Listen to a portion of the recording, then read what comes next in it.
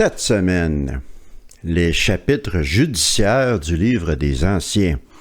Voyons voir quelle absurdité Watchtower vont nous sortir cette fois-ci. Commençons.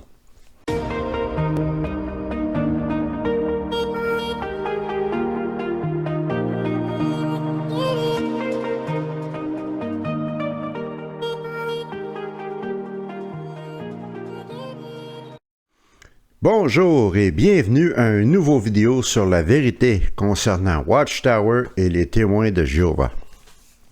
Et oui, nous arrivons maintenant dans les chapitres judiciaires du fameux livre des Anciens.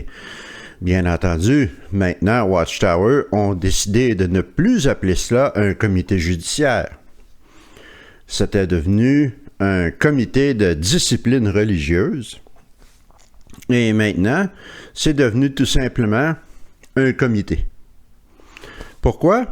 Parce que Watchtower veulent changer leur image. Ils veulent qu'on les voit comme étant plus doux et plus gentils qu'ils ne le sont en réalité.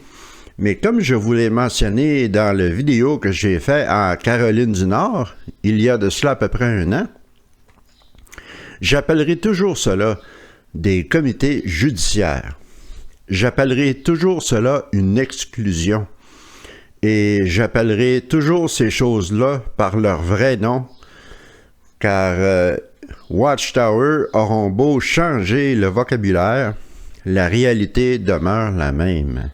Les doctrines n'ont pas changé. Commençons donc avec le chapitre 15. Comment se préparer pour une audition de discipline religieuse, un comité judiciaire et l'organiser. Dans le premier point, on parle ici de la désignation du comité judiciaire et le président de ce comité judiciaire. Il y a 2 choses que je veux faire ressortir de ce premier point. On mentionne qu'il n'est pas nécessaire de révéler à l'ensemble du Collège des Anciens tous les détails d'une affaire. On lui donnera cependant les informations suffisantes pour qu'il puisse déterminer s'il y a réellement eu une transgression passible de l'exclusion. On mentionne l'excommunication ici, moi je continue à appeler ça l'exclusion.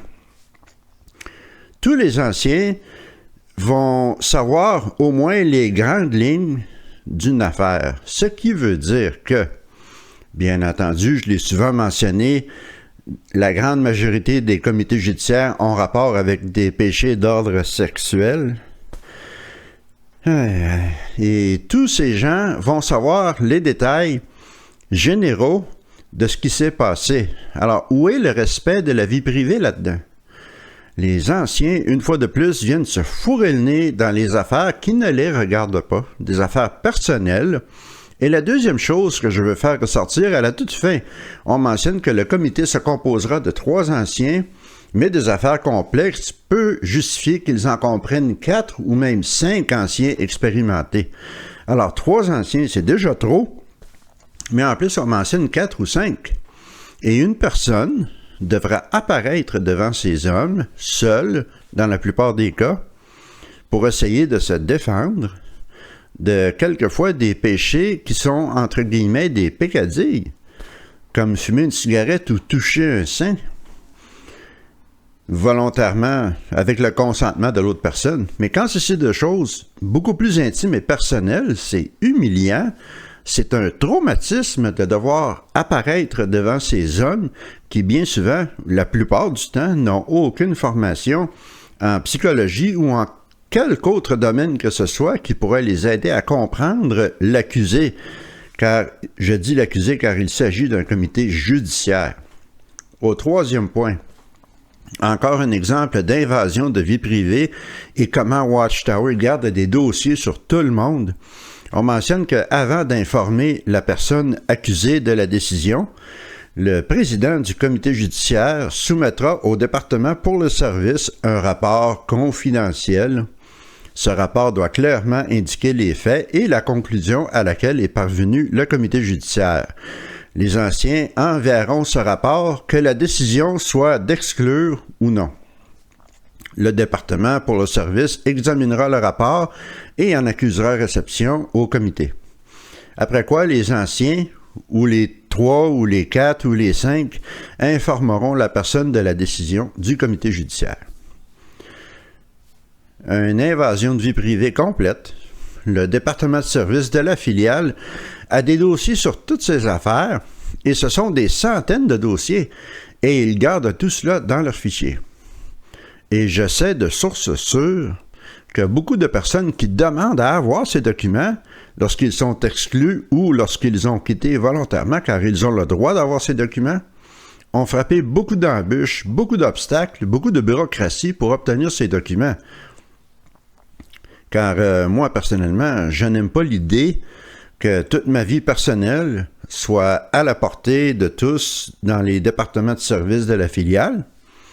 Et bien entendu, une personne qui a été exclue ou qui s'est retirée volontairement veut probablement détruire ces documents. Mais ça devient très difficile, quelquefois. Malgré le fait que, je le répète, il y a une obligation de donner ces documents. Et certains cas sont même allés jusqu'en poursuite en justice pour récupérer ces papiers. Incroyable. Le bon vieux système du Collège central. Ensuite, on parle de préparer votre esprit et votre cœur à juger pour Jéhovah. Et c'est pour cela que j'appelle encore des comités judiciaires, parce que c'est des jugements. En ce qui concerne juger pour Jéhovah, j'en doute fortement. J'avais déjà mentionné dans d'autres vidéos que les anciens n'ont pas l'Esprit Saint de Dieu, n'ont pas l'appui de Dieu. Ce sont des simples hommes qui agissent selon leur simple jugement humain. On mentionne ici qu'au 4e point, leur décision aura sans doute des conséquences à long terme et d'une grande portée pour la personne concernée, pour les membres de sa famille qui sont chrétiens, et pour d'autres membres de la congrégation. Et oui, justement, les décisions qui sont prises pourraient traumatiser cette personne, pourraient affecter sa vie pour toujours, surtout si elle est exclue et devient victime d'ostracisme. Et au 5e point, on mentionne les 2 situations. Exemple, si quelqu'un n'est pas exclu et qu'il n'est pas repentant, il pourrait exercer une influence corruptrice. Et, à la fin de ce point, la situation inverse, et c'est choquant, on mentionne que quelqu'un qui serait l'objet d'une injustice risquerait d'avoir du mal à garder son équilibre spirituel. Bullshit! Quelqu'un qui est exclu aura simplement du mal à garder son équilibre spirituel? Non! Il va être ostracisé, il va être coupé de sa famille, de ses amis. Et si cette personne est née dans les témoins de Jéhovah, elle va être coupée de tout ce qu'elle a connu pendant toute sa vie. Et on mentionne simplement qu'elle aura du mal à garder son équilibre spirituel. Elle aura du mal à garder tout son équilibre mental, physique et tout ce que vous voudrez. C'est ridicule de diminuer ainsi le traumatisme d'un comité judiciaire et d'une exclusion. Le point suivant.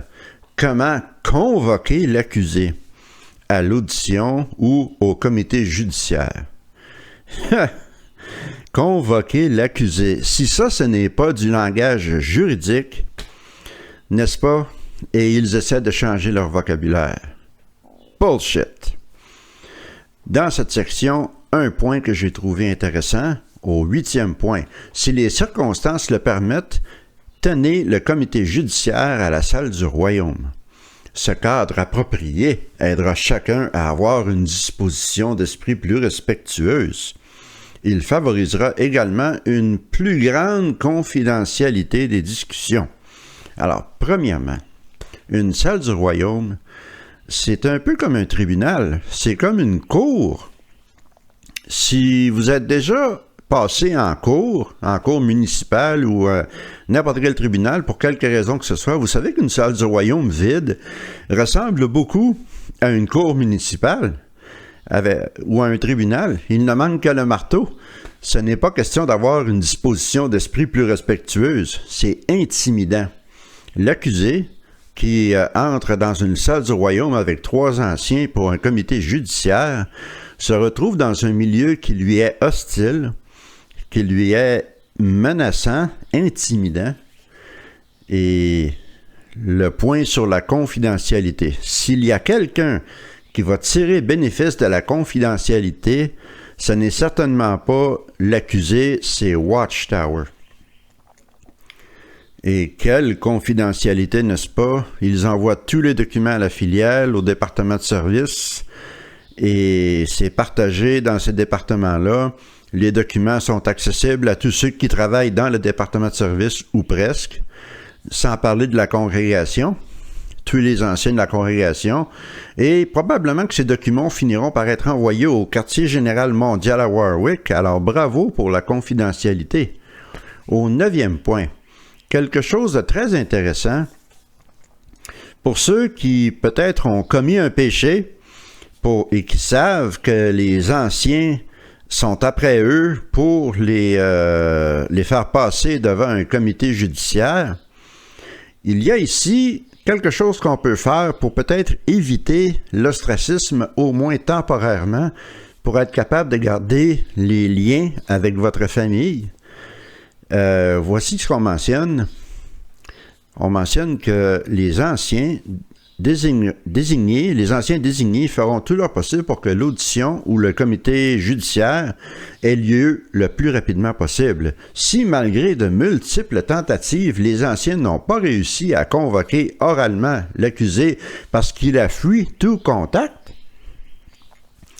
le comité judiciaire lui adressera une convocation écrite. Et on mentionne qu'on ne peut pas laisser ce genre de renseignements sur un répondeur, dans une boîte vocale, en message texte, en quelconque méthode électronique. Ça, c'est à votre avantage. La convocation écrite signée par les membres du comité judiciaire comportera les mêmes renseignements que ceux mentionnés lors d'une convocation orale.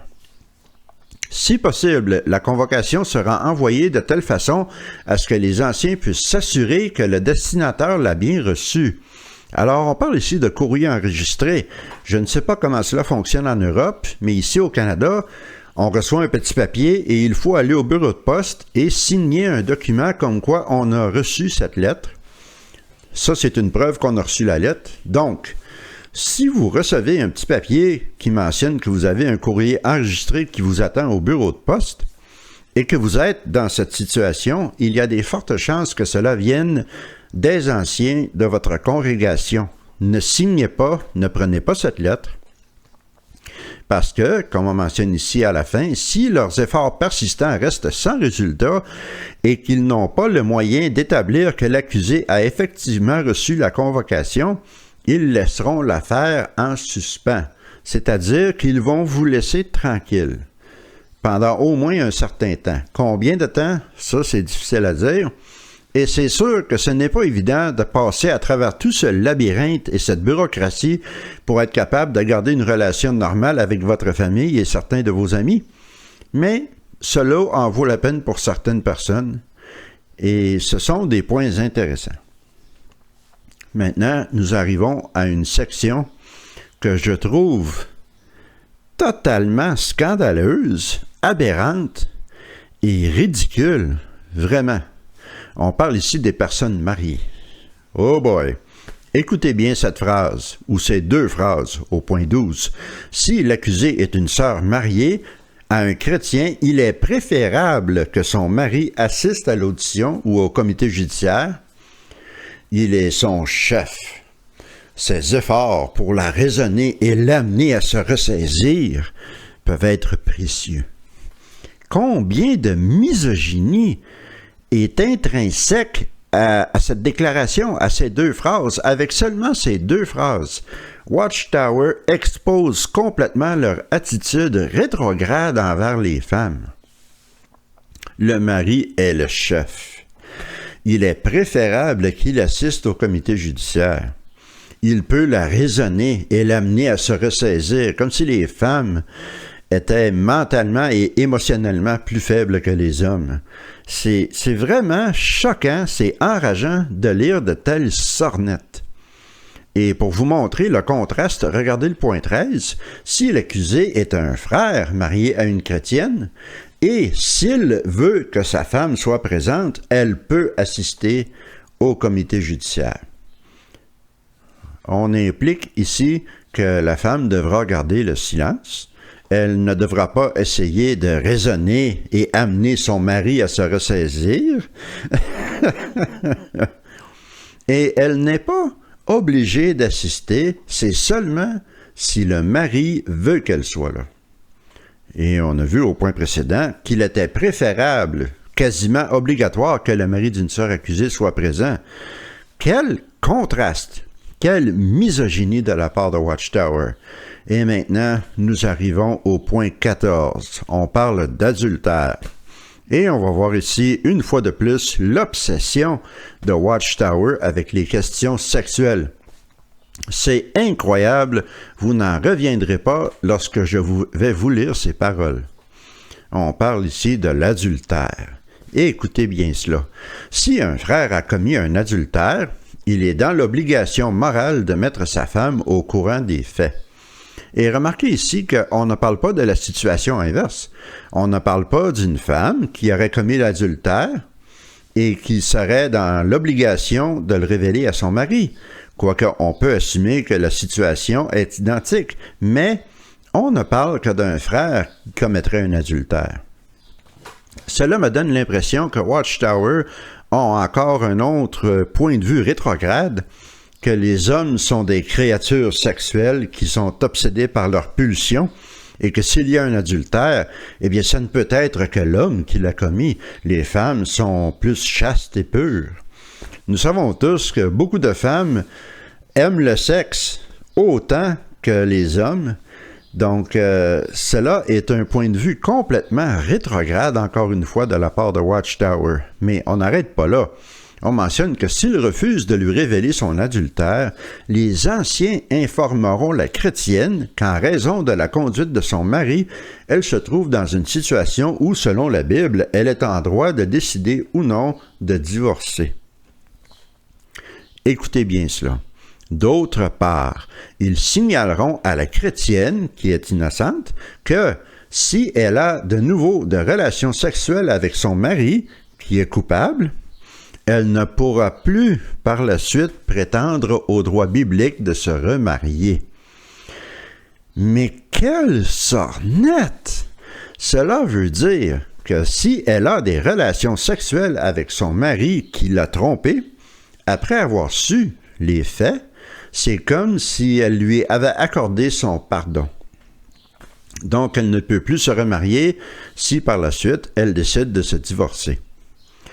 C'est complètement... C'est aller se fourrer le nez dans les choses qui ne le regardent pas. S'immiscer dans la vie privée des gens. Ces questions sont des choses qui doivent être réglées entre les deux conjoints et personne d'autre. Les anciens n'ont rien à foutre dans ce genre de situation.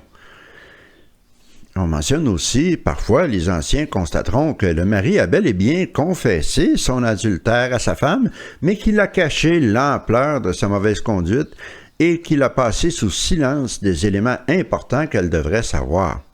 Et ceci est important par rapport au point que nous avons lu juste auparavant, qui mentionne que si elle a de relations sexuelles avec son mari, après avoir appris l'adultère, elle ne peut plus se remarier. Mais qu'en est-il si justement elle n'a pas toutes les informations, elle n'a pas su toute l'ampleur? Peut-être a-t-il commis l'adultère avec plusieurs femmes et qu'il n'en a mentionné qu'une? Ou peut-être a-t-il eu cette relation adultère pendant une très longue période, mais il n'a mentionné qu'une ou deux fois? Et la femme, c'est là qu'on voit que ce règlement est complètement ridicule.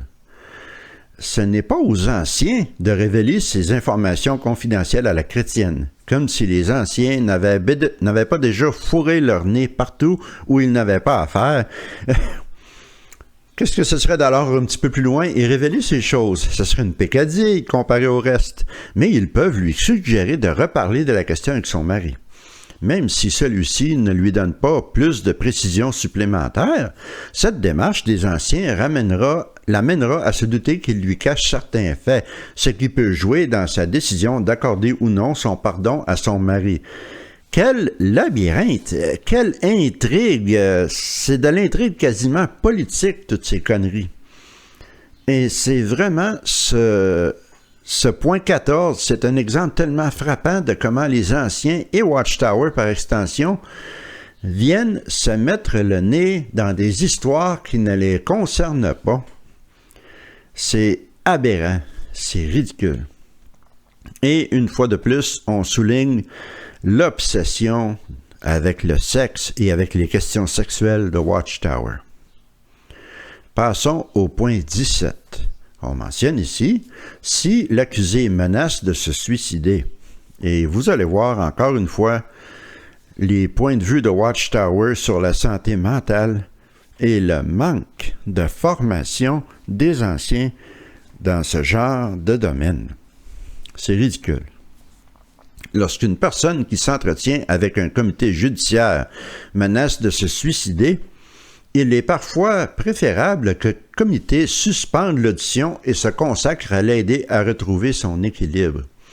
Les frères lui donneront l'assurance qu'ils souhaitent lui apporter un soutien, puis ils aborderont le sujet de la dépression et du suicide en se servant de la Bible et des publications bibliques. Aïe, aïe, aïe, aïe, aïe. Est-ce qu'on mentionne ici de recommander à la personne qu'elle consulte un psychologue? Non.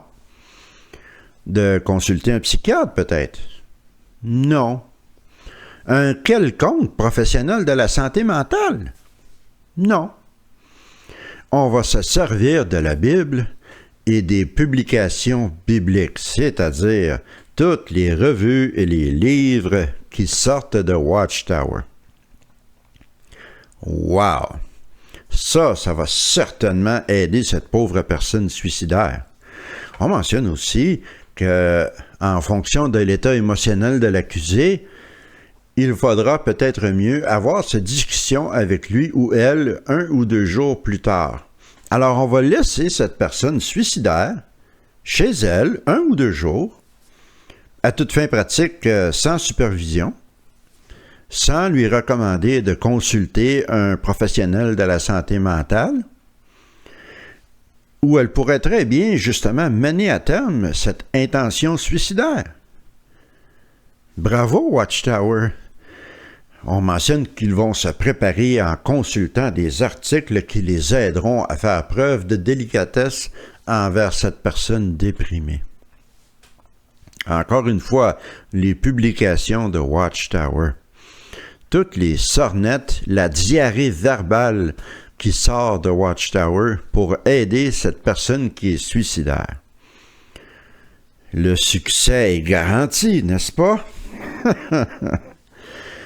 Si, dans une situation, le comité a des doutes sur la conduite à tenir, il prendra contact avec le département pour le service. Est-ce qu'il prendra contact avec un quelconque psychologue, un thérapeute? Non, avec le département pour le service. Et c'est flagrant que Watchtower ne font pas confiance aux psychologues et aux psychiatres. Ils ont bien trop peur que ces gens-là, justement, puisque ce sont des professionnels de la santé mentale, se rendent compte que cette personne suicidaire est endoctrinée par Watchtower et réussissent à convaincre cette personne de quitter l'organisation pour son bien-être mental. Et deuxièmement, on voit que les anciens n'ont aucune formation qui peut les aider à gérer ce genre de cas. Je l'ai déjà mentionné, certains anciens ont des bonnes intentions, ils ont un bon cœur, mais ils n'ont pas l'entraînement, ils n'ont pas les connaissances, ils n'ont pas les capacités pour gérer une personne suicidaire ou un abus sexuel sur enfant ou un cas de violence domestique ou tellement d'autres cas qui requièrent l'intervention de professionnels. Nous arrivons maintenant au dernier point de ce chapitre. Si l'accusé menace de porter une action en justice. Alors ça serait juteux, ça, mais en tous les cas. Au point 18, on mentionne, si l'accusé menace de faire une action en justice contre les anciens, ils suspendront la procédure de comité judiciaire et téléphoneront sans tarder au service juridique de la filiale. On ne perd pas de temps, on appelle la filiale au secours. Les tribunaux risquent de s'impliquer là-dedans. Aidez-nous. Au point 19, on mentionne le cas où un avocat qui représente la personne qui a été accusée par le comité judiciaire prendrait contact avec les anciens. Alors, premièrement, on ne leur dit rien du tout et il y a ici une déclaration générique qui est faite. On parle les ministres du culte, ce qui est, bien entendu, les anciens. Les ministres du culte apportent cette aide spirituelle dans le respect de la confidentialité. Ceci permet aux fidèles de solliciter un soutien sans appréhension, car ils ont l'assurance que qu'est-ce qu'ils confient au ministre du culte ne sera pas divulgué par la suite. On sait parfaitement bien que ça, c'est de la bullshit consacrée. C'est faux, c'est des mensonges. Les documents, les notes se retrouvent dans les dossiers de la congrégation et quelquefois même dans les dossiers des filiales. Il n'y a pas de confidentialité là-dedans. C'est un mensonge, c'est complètement faux. Le tout dernier point de ce chapitre est particulièrement intéressant quand on sait ce qui s'est passé en Pennsylvanie. Vous vous souviendrez que récemment, les autorités en Pennsylvanie ont émis une mise en demeure à toutes les congrégations dans l'État de la Pennsylvanie pour qu'elles remettent les documents confidentiels qui ont trait aux abus sexuels sur enfants dans les dites congrégations aux autorités. Alors, voyons voir ce qui est écrit au point 21. Si les autorités demandent qu'on leur remette des documents confidentiels de la congrégation ou demandent aux anciens d'être entendus comme témoins sur des questions confidentielles liées à la congrégation, les anciens téléphoneront sans tarder au service juridique. Il doit y avoir beaucoup de téléphones qui ont été faits en Pennsylvanie lorsque cette mise en demeure est sortie. Et nous savons d'ailleurs que Watchtower ont engagé la même firme d'avocats qui avait défendu l'Église catholique lorsqu'ils ont eu leur propre scandale d'abus sur les enfants en Pennsylvanie. Et soyons sûrs que Watchtower ne sont pas allés de main morte. Ça coûte cher, ces avocats-là. Ils ont pris les services de cette firme d'avocats qui sont spécialisés dans ce genre de choses pour justement se protéger de ces accusations. Et ça continue de plus belle en Pennsylvanie d'ailleurs. Au fur et à mesure où j'aurai d'autres informations, je vous tiendrai au courant, mais il y a déjà plusieurs personnes qui ont été condamnées à des peines de prison pour ce genre de crimes crapuleux. Et ça continue de plus belle, c'est une bonne chose.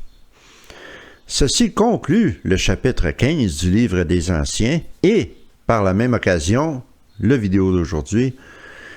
Puisque j'ai une longue fin de semaine, nous avons un lundi libre ici au Canada, c'est un congé férié. Cela me permettra de vous préparer un petit vidéo d'actualité que je vais certainement vous partager au milieu de la semaine, aux alentours de mardi ou mercredi. Il y a de nouvelles actualités dans le monde de Watchtower qui valent la peine d'être examinées. Donc, je vais vous préparer cela. Et d'ici là, je vous souhaite une bonne fin de semaine. Ici au Québec, une bonne longue fin de semaine. Profitez-en bien, reposez-vous. Et on se revoit bientôt. À la prochaine.